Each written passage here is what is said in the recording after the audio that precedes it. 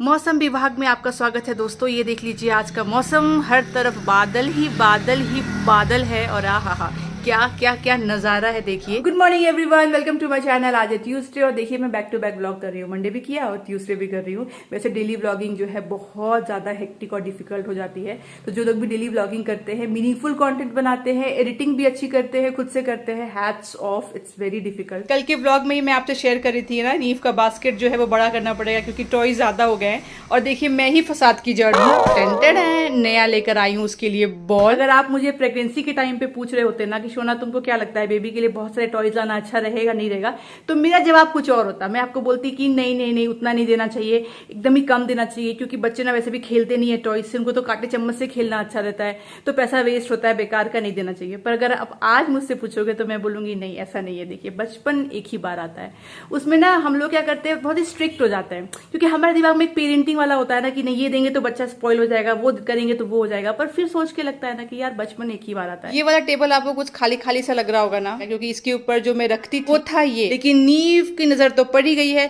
तो ये 3 के बदले यहाँ पे 6-7 फूल थे, उनको तोड़ दिया। अभी आज सुबह तो बिल्कुल इसको धक्का ही मार रहा था, पर कहाँ रखूं वही प्रॉब्लम है। मतलब इन जगह पे मुझे नहीं रखनी है एक्चुअली, तो कोई और जगह मिलती नहीं है, तो मुझे पैक करके रखना पड़ेगा। होपफुली 4 साल 3 साल के बाद में मैं सबको फिर से निकाल पाऊँ। और मुझे लग रहा है नीव आ गया है या तो कुक आ गई है।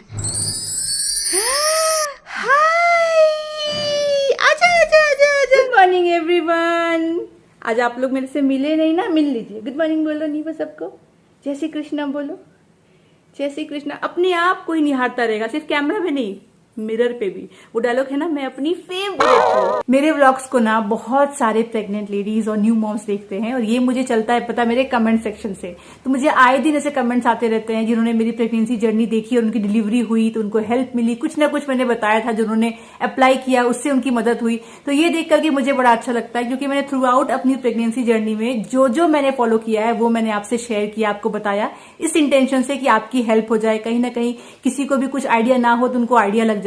तो वैसे ही मैंने हमेशा आपसे बात करी है एक चीज के बारे में, वो है बेली मॉइस्चराइजेशन के बारे में, अगर आपको प्रिवेंट करना हो स्ट्रेच मार्क्स। तो मैं यहाँ पे आपको सजेस्ट कर रही हूँ माइलो का। देखिए ये पूरा किट है, ये जो किट है ना ये बेसिकली बनाई है स्ट्रेच मार्क्स के लिए। इसका नाम है देखिए stretch marks relief kit. Mylo के ये स्ट्रेच मार्क्स किट में आता है स्ट्रेच मार्क क्रीम और स्ट्रेच मार्क ऑयल। ये किट एग्जिस्टिंग स्ट्रेच मार्क्स को फेड करने में हेल्प करता है और नए मार्क्स को प्रिवेंट करता है। ये क्रीम एंड ऑयल 100% सेफ है during pregnancy and breast feeding phase. Stretch mark cream में है कोकम और शिया बटर, जो कि प्रिवेंट और रिड्यूस करता है स्ट्रेच मार्क्स को। ये बूस्ट करता है कोलेजन को और जनरेट करता है स्किन पोर्स को। इस स्ट्रेच मार्क्स क्रीम को आपको डे टाइम में लगाना है, उन सभी एरियाज में जहां पे आप कंसर्न्ड है कि आपको स्ट्रेच मार्क्स आ सकते हैं या फिर आ रहे हैं। नेक्स्ट है इस किट में माइलो स्ट्रेच मार्क्स ऑयल। इसमें है रोज हिप ऑयल और कोकोनट। ये इजीली स्किन पे स्प्रेड होकर के ओवरनाइट रहता है और स्किन इलास्टिसिटी को इन्हांस करता है। आपको ये stretch marks oil night time पे अप्लाई करना है। तो अगर आपको लेना है ये स्ट्रेच मार्क्स रिलीफ किट तो लिंक मैंने आपको दे दिया है डिस्क्रिप्शन बॉक्स में। अगर आप इसे लेते हैं तो मेरा कूपन कोड भी अप्लाई कर लीजिएगा, वो भी आपको मिल जाएगा डिस्क्रिप्शन बॉक्स में, उससे आपको एक्स्ट्रा डिस्काउंट मिल जाएगा। वैसे माइलो के प्रोडक्ट्स आपको और भी प्लेटफॉर्म्स पे मिल जाते हैं, और जो इनका ऐप है ना उसे गूगल प्ले स्टोर से आज ही डाउनलोड कर लीजिए। मैंने अपनी पूरी प्रेगनेंसी माइलो ऐप को यूज किया और आपसे कई बार शेयर भी किया है। तो बेसिकली माइलो ऐप में आपको मिल जाता है बहुत ही ज्यादा हेल्पफुल मॉमी कम्युनिटी, जहां पे आप कुछ भी क्वेश्चंस पूछ सकते हैं, फेलो मॉमीज के एक्सपीरियंसेस पढ़ सकते हैं। यहाँ पे आपको एक्सपर्ट एडवाइस भी मिल जाता है। बेबी के लिए यहाँ पे आपको म्यूजिक्स भी मिल जाएगा, जिससे आप बेबी को काम कर सकते हैं, सूद कर सकते हैं। और साथ ही साथ में मिल जाएगा आपको माइलो का ये स्टोर, जहाँ पे बहुत सारे अफोर्डेबल प्रोडक्ट्स हैं आपके लिए भी और आपके बेबी के लिए भी। तो चेकआउट जरूर करिएगा, लिंक मैंने आपको दे दिया है डिस्क्रिप्शन बॉक्स में। बाबू कितना बड़ा है। बाबू कितना बड़ा बॉल है नीवू, वाह कितना सुंदर है। सुबह को मैं आपको मिलती हूँ, उसके बाद ना 11 बजे से लेकर के 12:30 तक मैं किसी को नहीं दिखती हूँ, किसी को नहीं मिलती हूँ, क्योंकि मैं नीव के साथ में रूम में रहती हूँ। तो अभी वो उठ गया है और उसकी जो मसाज वाली है वो भी आ गई। एक्चुअली उसको हो गया था टाइफाइड, तो 1 हफ्ता वो नहीं आई थी, पर अब फिर से उन्होंने आना स्टार्ट किया है कल से।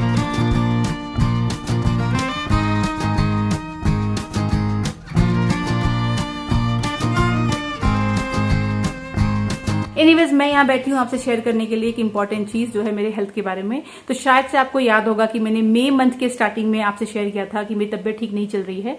क्या हुआ था एग्जैक्टली वो नहीं बताया था और कहा था कि जब सॉल्यूशन मिलेगा तो बताऊंगी। दिसंबर की बात है। दिसंबर के टाइम पे ना अचानक से मेरे पाँव में ना मुझे 2-3 जगह पे छोटे छोटे से ना एकदम पिंपल साइज के और उससे भी छोटे दाने हो गए, ठीक है, पैरों पे, और उसमें हल्की सी इचिंग हो रही थी। तो कौन ही ध्यान देता है, राइट? मैंने भी कोई ध्यान नहीं दिया, अपना ठीक है ठीक हो जाएगा। उसके बाद में विद इन 15-20 डेज के स्पैन में वो मुझे दोनों पैरों में हो गया और सेम स्पॉट पे मुझे उधर भी 3-4 दाने हो गए, इधर भी 3-4 दाने हो गए, एग्जैक्टली सेम स्पॉट पे। तब मुझे थोड़ा सा वियर्ड लगा कि ये सेम कैसे हो सकता है, दोनों जगह पे होगा तो एक जगह पे होगा। तो मैंने इसको इग्नोर मारना स्टार्ट कर दिया कि ठीक है कोई नहीं, कभी कभी हो जाता है, कुछ तो हो गया, ठीक हो जाएगा। पर वो चीजें ना थोड़ी बढ़ने लगी, मतलब लिटरली वो 3 से 4 से लेकर के वहां पे 7-8 एक पैर में, 7-8 9-10 एक पैर में, ऐसा हो गया, दोनों में हो गया। ऐसा हो गया कि कभी जब मुझे इचिंग हो ना तो ऐसा लगे ना दिखा लेते हैं डॉक्टर को, यार अब दिखा लेते हैं। पर उस टाइम पे मैं इतनी ज्यादा बिजी थी नीव को लेकर के, दिसंबर का मंथ था, 2 महीने का बच्चा समझ लीजिए, पूरा दिन रात सिर्फ जा रहा था नीव के फीडिंग स्केड्यूल में, उसके डायपर चेंजिंग स्केड्यूल में। आपको पता होगा कि हमारी हेल्प के लिए कोई नहीं था, बस मैं और अंगद थे नीव को संभालने के लिए। अंगद की भी जो ऑफिस है वो तब तक स्टार्ट हो चुकी थी, उसका जो लीव था वो 45 डेज का वो खत्म हो चुका था। तो बस नीव के पीछे ही लगी रहती थी, तो मैं बिल्कुल इग्नोर कर रही थी। यहाँ तक कि डॉक्टर तक जाने के लिए मुझे मन नहीं था कि हॉस्पिटल जाऊंगी तो नीव को भी इन्फेक्शन लग जाएगा बोल के मैं टाल रही थी। और सीरियस भी मैं इसको नहीं ले रही थी। कभी लैक्टोकैलामाइन लगा लिया, कभी कुछ लगा, ऐसे करके मैंने दिसंबर निकाल दिया, ऐसे करके मैंने जनवरी भी निकाल दी।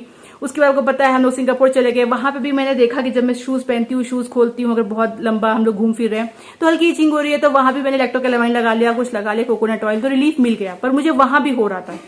फिर लगा चलो ये घर के किसी प्रॉब्लम से तो नहीं है कि सोफा है या बेड है, ऐसा कुछ भी है, ये पता नहीं क्यों हो रहा है, क्योंकि ये तो यहाँ पे भी मुझे हो रहा है। पर चलिए ठीक है, ओके, मतलब मैं झेल रही थी कि ठीक है कुछ भी नहीं है, देखा जाएगा। इस तरीके से मैंने पूरा टाइम निकाला, लेकिन ये बढ़ता गया, मतलब मेरे पैरों में। उसके बाद मुझे ये यहाँ पे भी हो गया था, 2-3 स्मॉल दाने। पता नहीं आप लोगों ने, अगर आप लोग व्लॉग देखोगे जाकर के, फेब का देख लो आप, मार्च अप्रैल का देख लो, तो शायद किसी शॉट में आपको यहाँ पे 2-3 दिखेगा, यहाँ पे 2-3 दिखेगा, यहाँ पे भी हो गया। और जहां भी होना वो एक्जैक्टली सेकंड जगह पे भी उसका हो जाए। उसके बाद फाइनली लगा कि नहीं, अब इसको डॉक्टर को दिखाया जाए, तो हमने डॉक्टर को दिखाया।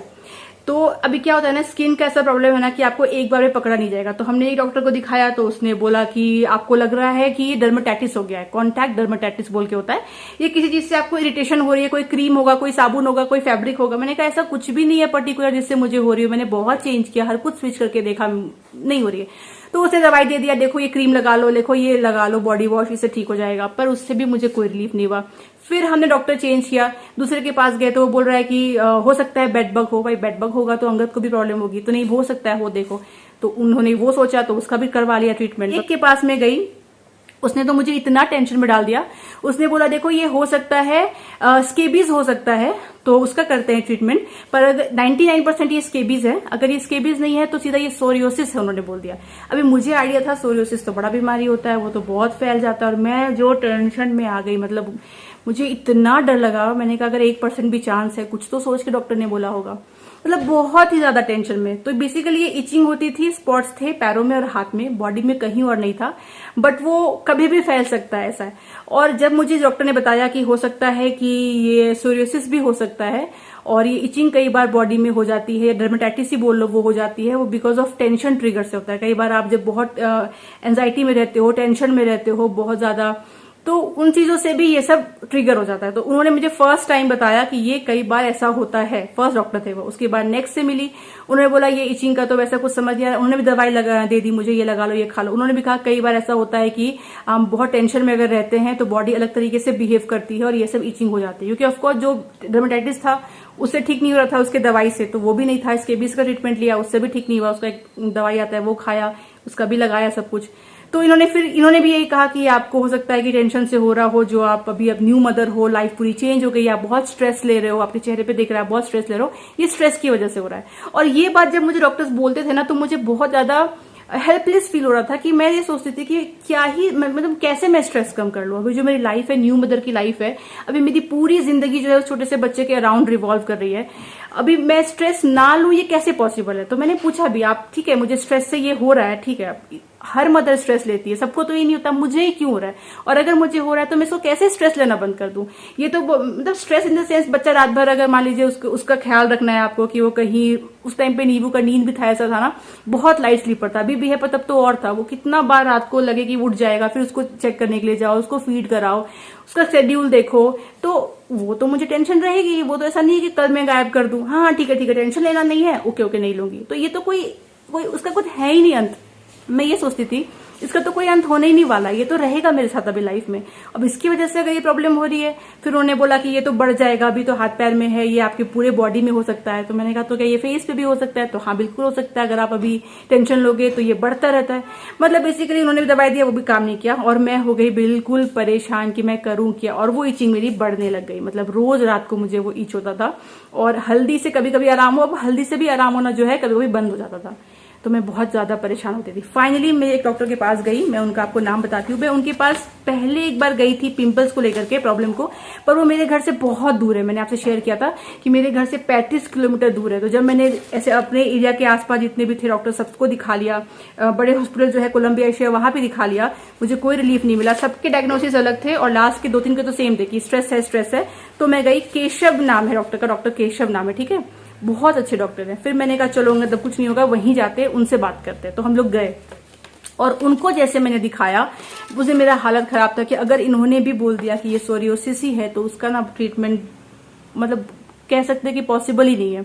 कुछ लोग कहते हैं कि आयुर्वेदा में है, पर नहीं है। तो मैं इतनी डरी हुई थी कि ये तो जो बोलेंगे ना वो फाइनल होगा, क्योंकि वो इतने अच्छे डॉक्टर हैं। उन्होंने जैसे मेरा पैर देखा ना टॉर्च में, उन्होंने मुझे बताया, जो बताया वो भी बहुत ज्यादा शॉकिंग था मेरे लिए, बहुत ज्यादा। तो सबसे पहले उन्होंने बोला कि आपको जो हुआ है ये डर्मेटाइटिस नहीं है, ये स्केबीज नहीं है, ये कोई सोरियोसिस नहीं है, ये है लाइकेन प्लेनस। अब ये बीमारी का तो नाम मैंने सुना ही नहीं था। तो जैसे उन्होंने मुझे लाइकेन प्लेनस बोला ना, सबसे पहले मैंने उनको बोला इज इट क्योरेबल, क्या ये ठीक हो सकता है? क्योंकि देखिए स्किन डिजीज ना अनफॉर्चुनेटली ठीक नहीं होती है, बढ़ जाती है। आप उसको मैनेज फिर भी कर सकते हो, पर उसको क्योर नहीं कर सकते हो मैक्सिमम, जितना मैं उस टाइम पे चेक कर रही थी। तो उन्होंने बोला कि क्योरेबल नहीं है, पर हाँ मैनेजेबल है, और ये हाँ ठीक है, हो सकता है कि ठीक हो जाए। तो मैंने कहा तो ये हुआ क्या है, मुझे कैसे हुआ है? तो उन्होंने कहा it is an auto immune disorder. Auto immune disorder सुनने के बाद तो मेरे जो दिमाग में करंट लगा ना। अभी ऑटो इम्यून डिसऑर्डर जो होता है रिवर्सिबल नहीं होता actually, you can manage it, you can not reverse it. तो मैंने कहा ये मुझे कैसे हो गया, क्या रीजन है इसका? और उन्होंने कहा इसके 2-3 रीजन हो सकते हैं।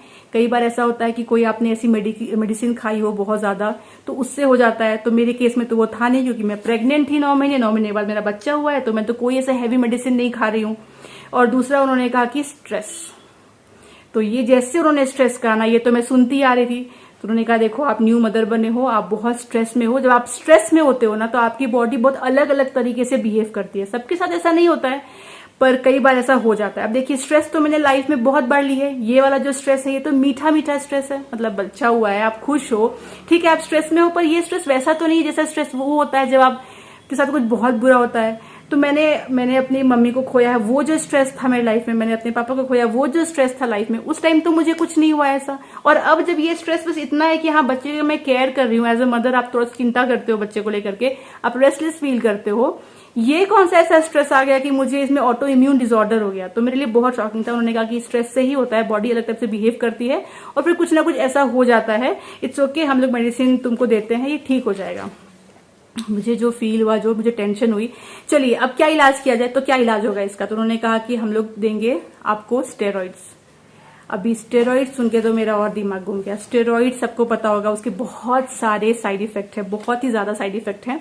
और ऊपर से अगर आप ब्रेस्ट फीडिंग कर रहे हो तो बिल्कुल आप स्टेरॉइड नहीं ले सकते। तो मैंने उनको बताया, तो उन्होंने कहा कि अभी आपको जब तक आप ये ले रहे हो, इसके 1 वीक बाद तक भी आपको ब्रेस्ट फीडिंग जो है वो बंद करनी पड़ेगी। अभी आप ब्रेस्ट फीडिंग नहीं कर सकते हो, but you can continue after the medicine gets over, उसके 1 वीक के बाद, क्योंकि बॉडी से कंप्लीटली वो निकल जाता है। थैंकफुली, लकीली नीव उस टाइम पे इतना बड़ा हो गया था कि वो फॉर्मूला भी लेता था और वो खाना भी खाता था, क्योंकि ये मई की बात है, तो उसका तो अपना नॉर्मल खाना भी चल रहा था, फॉर्मूला भी चल रहा था। तो मैं उतनी ज्यादा डरी भी नहीं थी। जस्ट इमेजिन ये तब हुआ होता, इतना बढ़ गया होता जब नीव 1 महीने का था, 2 महीने का था, या मैं जब प्रेग्नेंट थी तभी इतना कुछ हो गया होता, तब मैं क्या करती। खैर एनीवेज, तो बोला कि आप लो स्टेरॉइड्स, वही इसका इलाज है। तो स्टेरॉइड्स सुन के तो बहुत टेंशन हो गई। एक तो उसका बड़ा साइड इफेक्ट होता है वेट गेन हो जाना, और उन्होंने मुझे बहुत हैवी स्टेरॉइड्स दे दी। पर द गुड पार्ट वाज कि वो लॉन्गर ड्यूरेशन के लिए नहीं थी। आप स्टेरॉइड जितना लॉन्गर ड्यूरेशन के लिए लोगे ना उतना साइड इफेक्ट ज्यादा होता है। तो मेरा जो था वो 20 दिन का था, और आप स्टेरॉइड्स को अचानक नहीं छोड़ सकते हो, आपको धीरे धीरे बॉडी से इसको कम करना पड़ता है। तो 10 दिन बहुत हाई डोज का दिया उन्होंने, और उसके बाद धीरे धीरे इसका डोज को कम करना था। तो बेसिकली 20 दिन का था।